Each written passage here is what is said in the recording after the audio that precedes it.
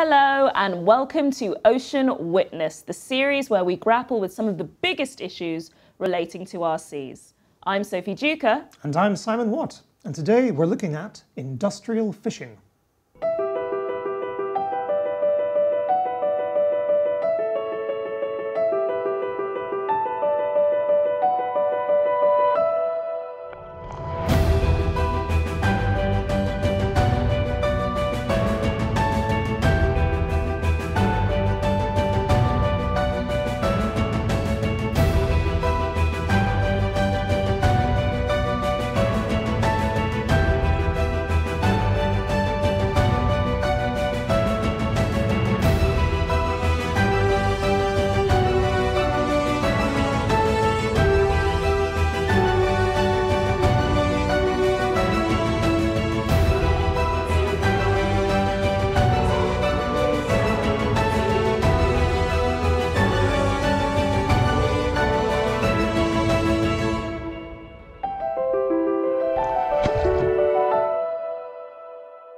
Industrial fishing. Sounds scary. Sounds fishy. I think you're really going to make a splash this season with your fish puns. Hopefully we'll get people hooked. Let's put those fish jokes to the seabed. Agreed. Coming up on today's show, we'll explore the human cost of industrial fishing, we'll see Greenpeace activists confront a super trawler, and we'll learn all about the amazing manta ray with Andrea, queen of mantas. But first, we're heading to West Africa. This is a story of plunder and a fishing community struggling to survive due to the destructive fishing practices of foreign companies.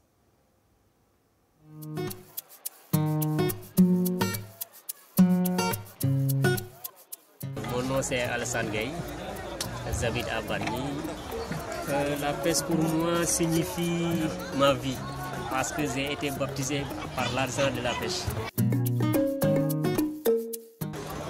Oui, le poisson est la principale source de nourriture car la quasi-totalité des Sénégalais vivent dans le secteur de la pêche avec un besoin en protéines animales de 28 à 29 kg par personne et par année.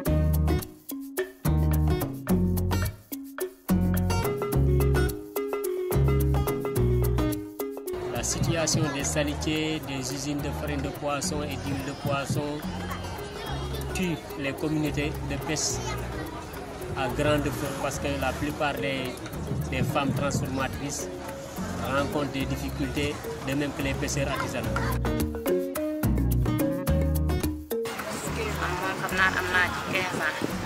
ndax usine bi bu ñëwee fii ci suñu siin bii dina yàq suñu liggéey dina yàq suñu koom-koom ndax ñun ay jigéen rek lañu siin rek la ñuy liggéey siin nag jën boo dégg xam ni jën a tax ñu koy wax te usine bii ñu ne usine mu kaar bàyyiwul dara ndax dégg naa butit sax da koy jënd butitu jën bu nëpp da koy jënd usine boobu moom bu taxawee fii lu ñuy yokk lu ñuy wàññi te d'accorduñ ci tey bëgguñu ko tey bëgguñu ci ëllëg ñun jigéeni siin di waaw man maa ngi tudd Maymuna Sabali nekk fii ci tan bi Joal Fadiouth kan usine bi mu tëj ña fi jóge usine bi ñun waa Joal Fadiouth ñu ngi jooy na fi jóge te ñëpp a koy jooy nag fii ba Mbuur ñëpp a koy jooy. J'aimerais dire au monde sur la situation actuelle que les problèmes se sentent de plus en plus et que la quasi-totalité des jeunes qui s'activent dans le milieu de la pêche ont tendance à quitter le secteur parce qu'ils ne trouvent plus les revenus nécessaires pour nourrir leur famille. mënatuñu toog seen dëkk mais dañuy dugg si ay gaal dem bitim réew loolu moo li causé immigration clandestine loolu bokk na si. pêche bi amul solution amul dara lu neex waaye def bato heure bu ne la ñuy dugg si géeju Sénégal di ko piller guddi ak bëccëg boo demee Mauritanie tey. Les autres communautés doivent se réunir. C'est en se réunissant qu'on peut atteindre le maximum de résultats en termes de sensibilisation, de combat, pour que les communautés qui s'activent dans ce milieu ne soient plus vulnérables. And now, to tell us more about the situation, we are joined from Greenpeace Africa by Dr. Ibrahima Sisse. Hello, Ibrahima. Hello. Hello. Why are the local people in West Africa going short of fish?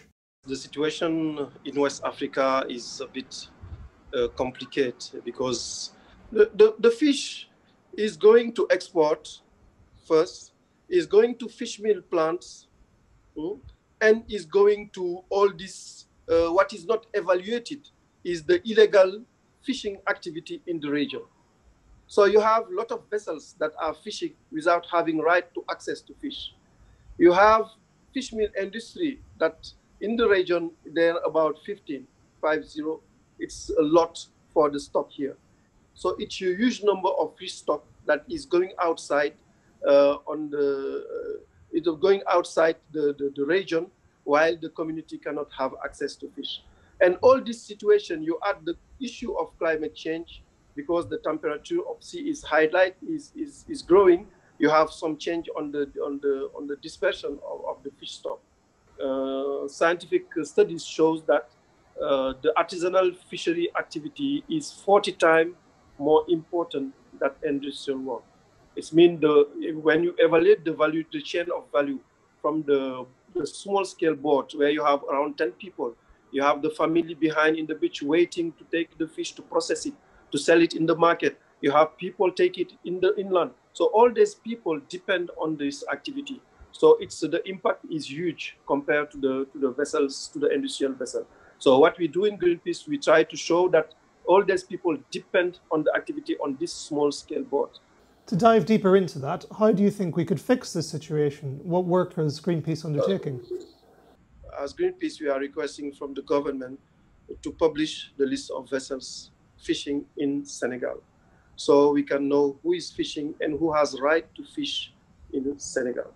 We are also requesting the shutdown of fish meal factories, and to be clear that fish meal factories cannot use fresh fish or fish that is for human consumption to process it to make fish meal and fish oil to feed livestock and this aquaculture and pigs, etc. in Europe and in Asia. And we say this is not ethical.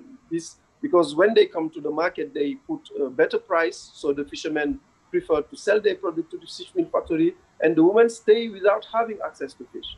So this is not a good situation, and it impacts a lot to these women because they used to have this activity to have some money for their family, to support their kids, etc. We are also requesting a decree to recognize women processors' jobs in Senegal, so they can have the same right like everybody working in any institution. The last thing is we think that the West Africa region needs a management body to ensure that the share stock and the illegal activities, the illegal fishing in the region can decline and can stop, and the share stock will be managed sustainably for the benefit of community and people that depend on them. Thank you so much, Ibrahima, for telling us about the situation in West Africa. Now we're going to get to grips with a particular kind of fishing vessel, the super trawler.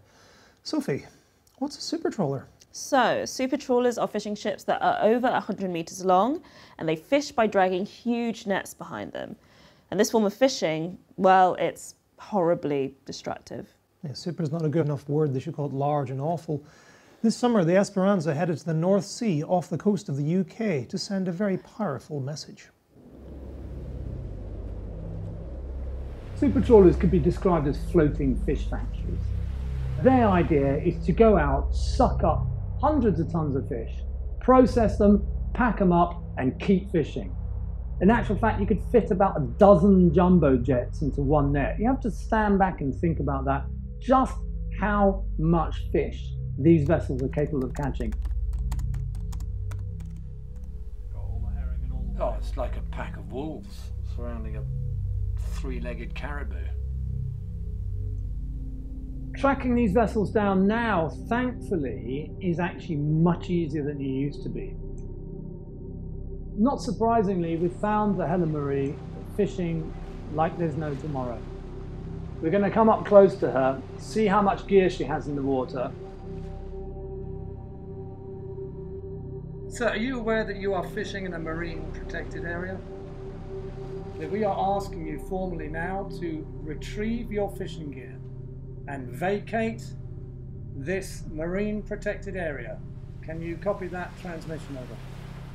We will be taking non-violent direct action against your vessel to stop this industrialized, destructive fishing. I understand that you are not responding. That is Esperanza standing by on 60. Out. Okay. Deck breach, this one understood. We are still 2.3 miles away from the Helen Mary. When we think about fishing, about fishermen, about how brave they are to go to sea, it's actually come a long way from a roughy-tufty guy in a pipe and a small boat bobbing around on the seas. These things are spaceships. They have technology behind them. They can hoover up thousands of tons of fish in one go. There is simply no comparison to them and what has gone before. Yeah.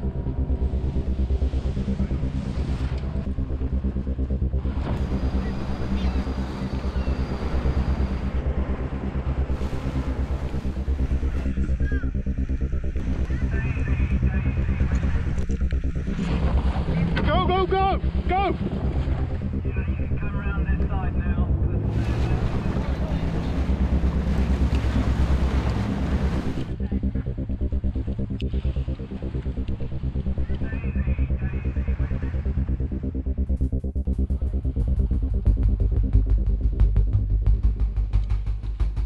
The world is 70% oceans. We just simply can't afford to allow this to happen any longer. We need to get tough. We need to have legislation with teeth, and we need to stop these modern day pirates, because that's in actual fact what they are. They are strip mining our oceans bare.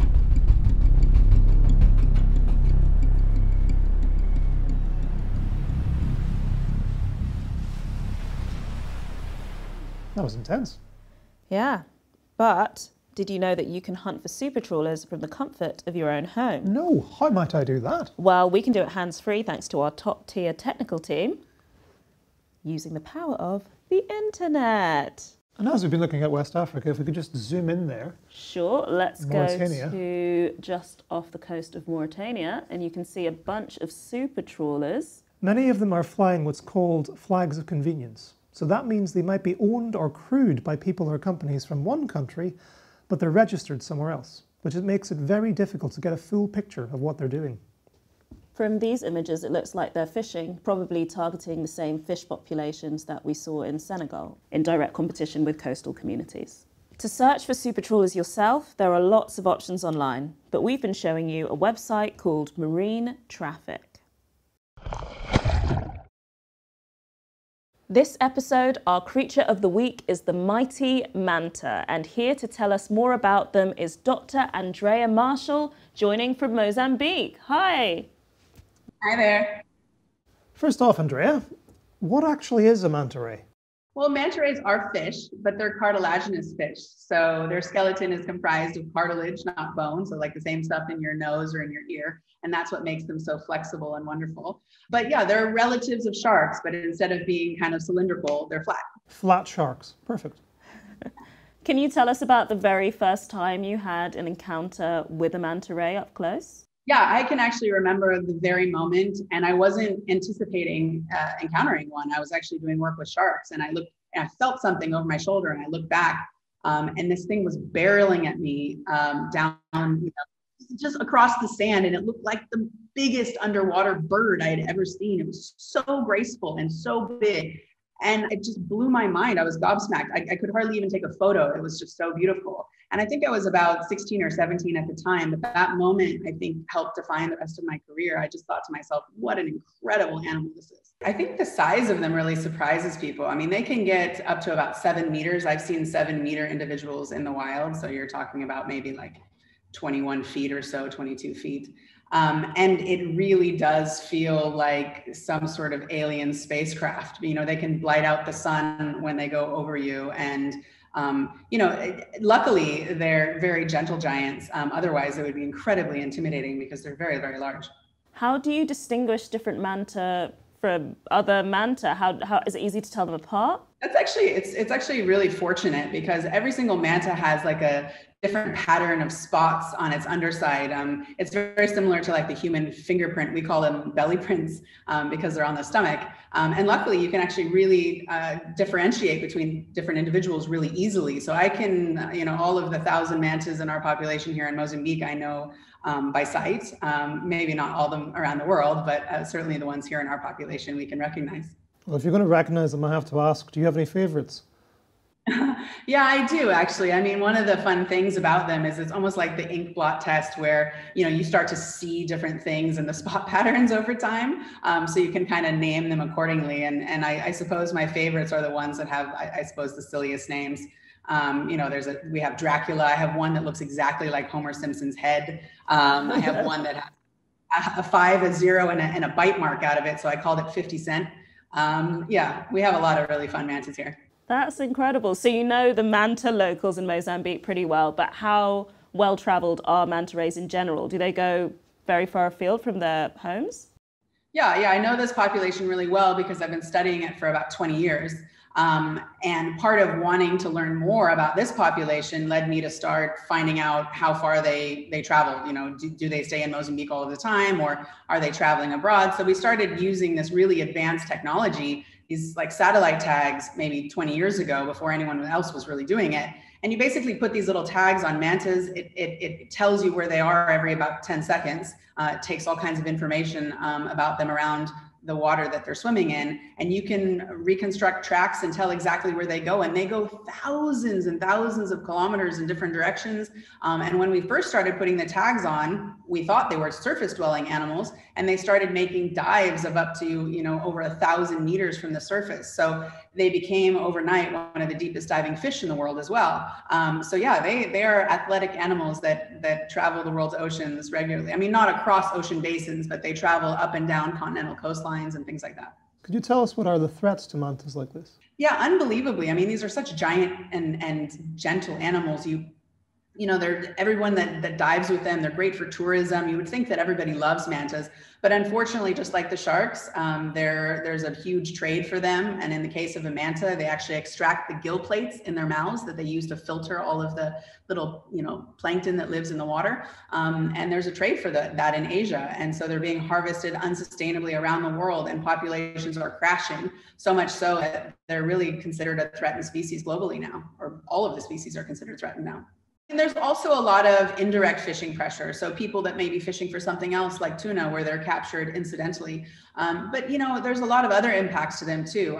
We definitely think that climate change is going to play a role, and ocean acidification may impact their food supply in the future. But even just how we're developing coastlines, we're taking away all of the habitats they have along coastlines and replacing them with, cities and jetties and inlets and bays. And, so we're having a huge impact there as well. And also all the boat traffic. We're seeing a lot of boat strike injuries to the mantas as well. So there's all kinds of threats they face. And one of the newest cryptic threats is the impacts of microplastic, which we've just shown last year that mantas are actually ingesting this plastic and are probably impacting them in that way as well.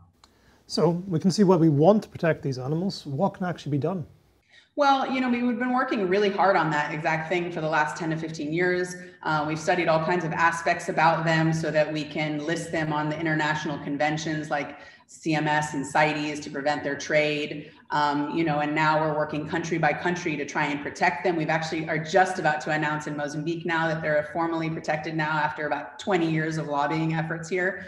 So, you take it country by country, but the most important thing about mantas and other large marine animals, whale sharks, things like that, is we have to create really large marine protected areas in order to provide enough protection for them, because they move around, as I told you before. Thank you so much, Andrea. That was extremely enlightening. You're absolutely welcome. It was a pleasure. Now, it's not just the environment that suffers when illegal, unreported and unregulated fishing takes place. There's an increasingly terrible and human cost too. In the high seas, far from scrutiny, some shocking human rights abuses are taking place. Poor migrant fishers from Southeast Asia are often drawn into modern-day slavery at sea. Here are some of their stories. And just a warning, that this video does contain images of human suffering that some viewers might find distressing. Orang makan ikan tuna, sashimi yang harganya mahal, apakah berpikir ini dari mana? Bagaimana proses dan ada perbudakan ataupun pelanggaran, ikan itu nyuri atau tidak?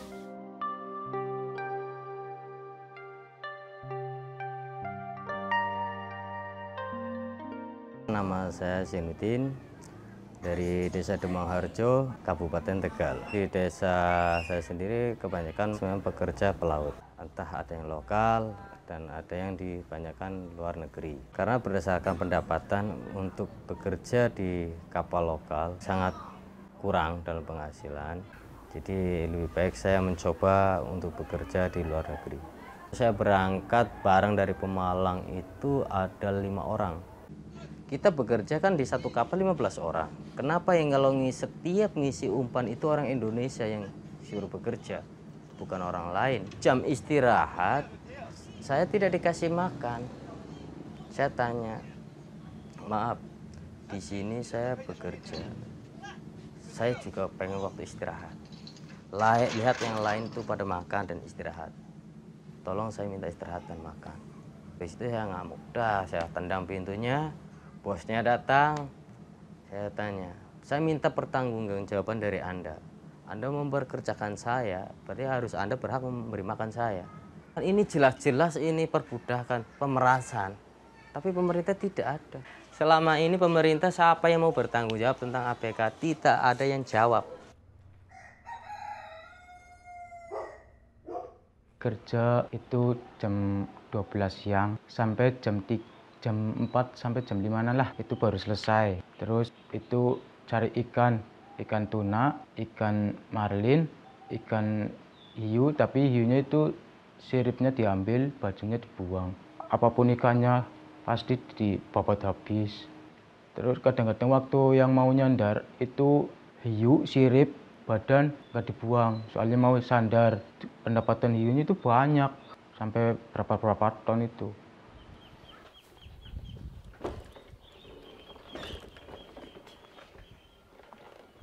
Kerjanya itu sampai minimalnya itu jam 6 pagi, jadi 12 jam itu belum dengan packing. Ya sekitar 15 sampai 18 jam itu. Itu berlangsung cukup lama ya untuk cumi itu karena memang pas musimnya. Tapi di hari berikutnya mulailah mencari ikan dengan jaring kan, dengan jaring. Itu tidak berlangsung lama, cuma 1 minggu. Kemudian mungkin dapat informasi dari kapal yang beroperasi. Ini cumi lagi banyak. Akhirnya beroperasilah cumi. Tidak bisa itu yang namanya troll itu bertahan lama, itu nggak bisa. Padahal di situ udah dijelaskan di PKL kita itu kapalnya kapal troll, kapal jaring. Jadi sang kapten itu memberikan sebuah kalimat bahwasanya kalian boleh istirahat ketika kalian itu sudah benar-benar tidak bisa jalan dan tangan kalian sudah tidak bisa bekerja. Itu statementnya seperti itu. Jadi sakit pun ya tetap aja suruh bekerja. Sama aja kita kerja rodi lah, masih kerja rodi itu di kapal. Terburuknya lagi adalah di kapal sebelah yang 355, Handrong 355, ketika terjadi kematian sebanyak 3 orang.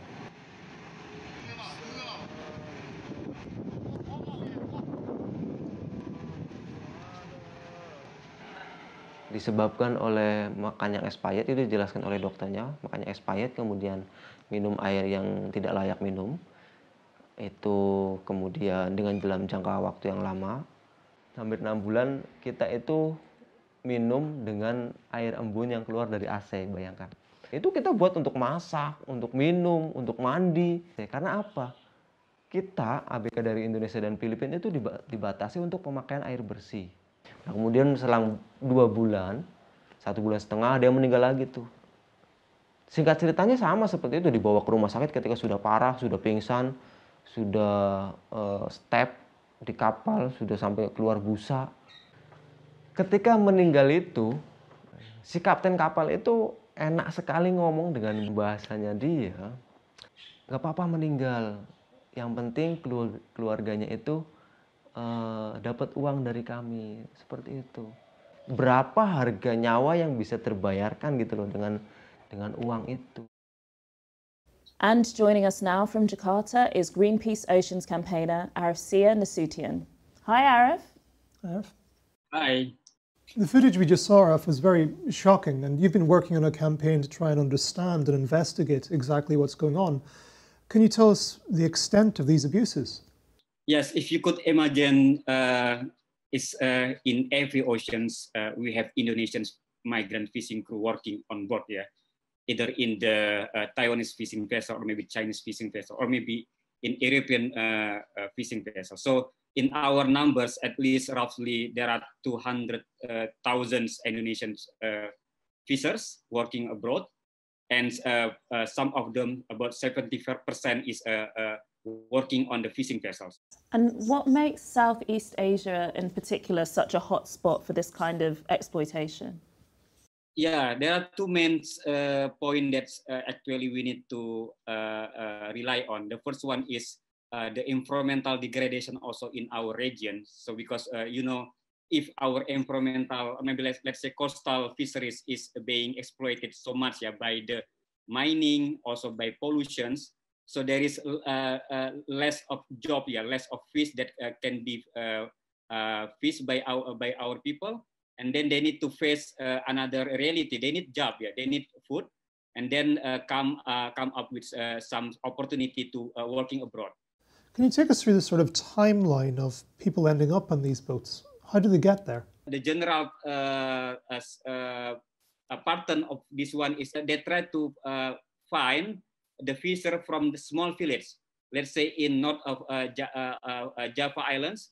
They spread the brokers, we call it, and the brokers try to find the fishers, yeah, and then they give them some promise. If you could join or working on the fishing vessel, you can be paid well, you can get well conditions, but all of those promises actually is not true, because most of them cannot get their paid salary, even maybe even written in the contract, but they don't get any salary payment in exact amount that already written in the contract. So it involves so many deceptions and also exploiting the vulnerabilities of those people, and then because they need a job, and then they just receive the job offer.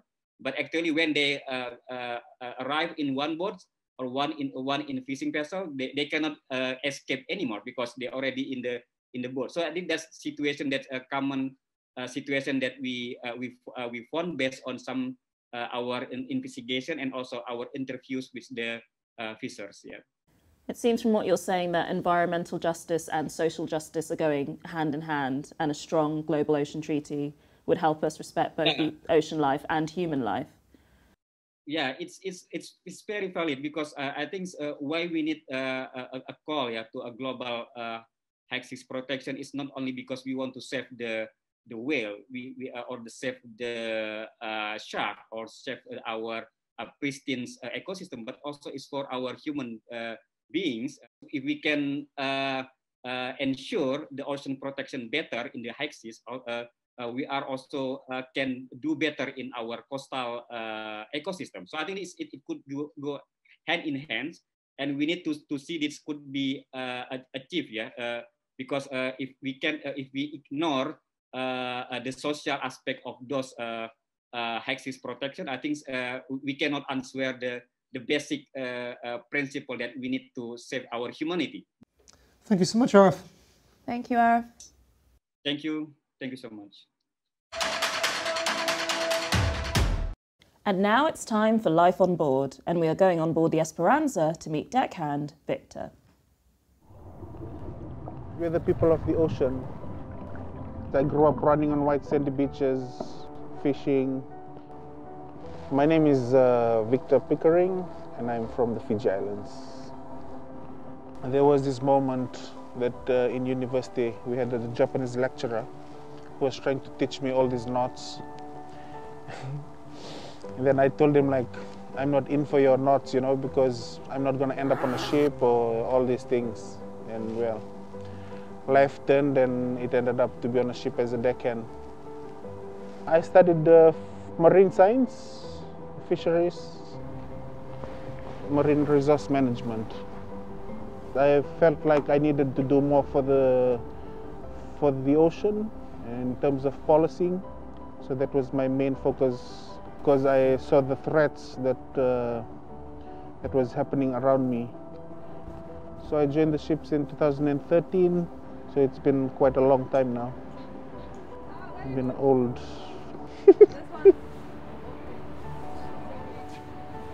The best part about it, you get to visit a lot of countries and see different people.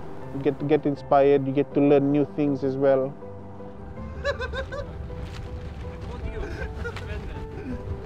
Every country should protect their own ocean, because protecting your own ocean means protecting your people.